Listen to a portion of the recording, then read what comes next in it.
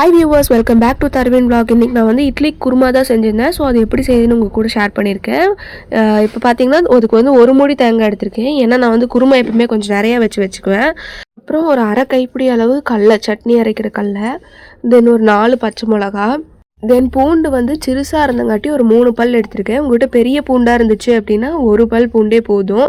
தென் வந்து சோம்பு, பட்டை இதெல்லாம் தேவையான அளவு எடுத்துக்கோங்க. தென் வந்து தாளிப்புக்கு வந்து பெரிய வெங்காயம் மீடியம் சைஸில் ஒரு 2 எண்ணம், கருவேப்பில், வரமிளகா, நீங்கள் பச்சை மிளகா ஆட் பண்ணால் நான் பச்சை மிளகா அரைக்கிறதுக்கு போட்டங்காட்டி இதில் வரமிளகா ஆட் பண்ணிக்கிறேன். தென் ஒரு மீடியம் சைஸ் தக்காளி கட் பண்ணி வச்சுருக்கேன்.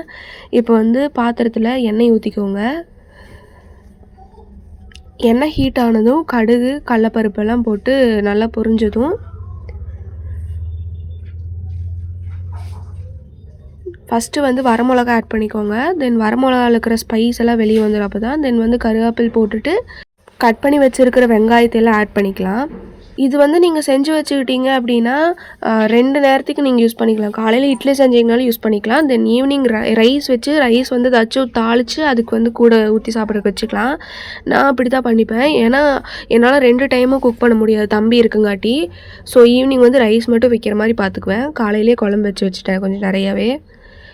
இந்த மாதிரி சிம்பிளாக 1 டேக்கு தேவையானதெல்லாம் எப்படி குக் பண்ணி வச்சுக்கலாம் ஹெல்த்தியாக அப்படிங்கிறத தெரிஞ்சுக்கிறதுக்கு வந்து சேனல் சப்ஸ்கிரைப் பண்ணிக்கோங்க. பேச்சுலர்ஸ்க்கெல்லாம் இதை வந்து ஷேர் பண்ணி விடுங்க, அவங்களுக்கு யூஸ்ஃபுல்லாக இருக்கும்.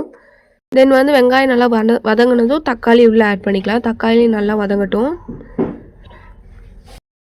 தக்காளி நல்லா வதங்கி எண்ணெய் பிரிஞ்சு வந்துருச்சு. இந்த ஸ்டேஜில் வந்து நான் சொன்ன இன்க்ரீடியன்ஸ் எல்லாம் அரைக்கிற காமிச்சேன் இல்லையா, ஸோ அந்த தேங்காய் அதெல்லாம் நல்லா நைஸாக அரைச்சி எடுத்து உள்ளே மிக்ஸ் பண்ணிக்கோங்க. தண்ணி நல்லா தாராளமாகவே விட்டு மிக்ஸ் பண்ணிக்கோங்க.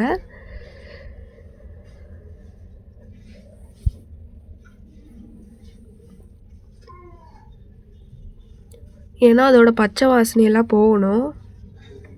அப்போ தான் கொஞ்சம் கெடாமல் இருக்கும் நைட் வரைக்கும். தேங்காய் ஆட் பண்ணியிருக்கோம் இல்லையா, அதனால்.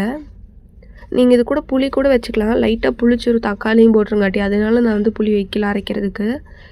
தென் வந்து இதில் ஒரு பிஞ்ச் மஞ்சத்தூள், உப்பு தேவையான அளவு போட்டு நல்லா மிக்ஸ் பண்ணி விட்டுக்கோங்க. தண்ணி ஊற்றுனதுக்கப்புறம் உப்பு வந்து பார்த்து போடுங்க. ஏன்னா தண்ணி வந்து நம்ம ஆல்ரெடி நிறைய ஊற்றிருக்கோம். தென் சுண்டும் போது உப்பு அதிகமாகிடும், அதனால் பார்த்து போட்டுக்கோங்க. கடைசியில் கூட மிக்ஸ் பண்ணிக்கலாம் பத்தலை அப்படின்னா. இப்போ பாருங்கள் நல்லா நுரக்கட்டி வந்துடுச்சு. நான் அதுக்குள்ளே வந்து இட்லியெல்லாம் ஊற்றி வச்சுட்டேன்.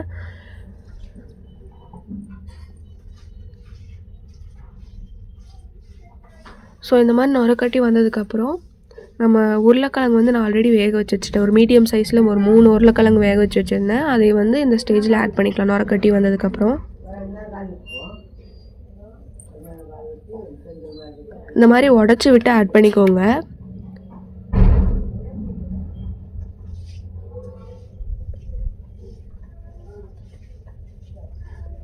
தென் உருளைக்கிழங்கு ஒரு கொதி வந்தால் போதும்.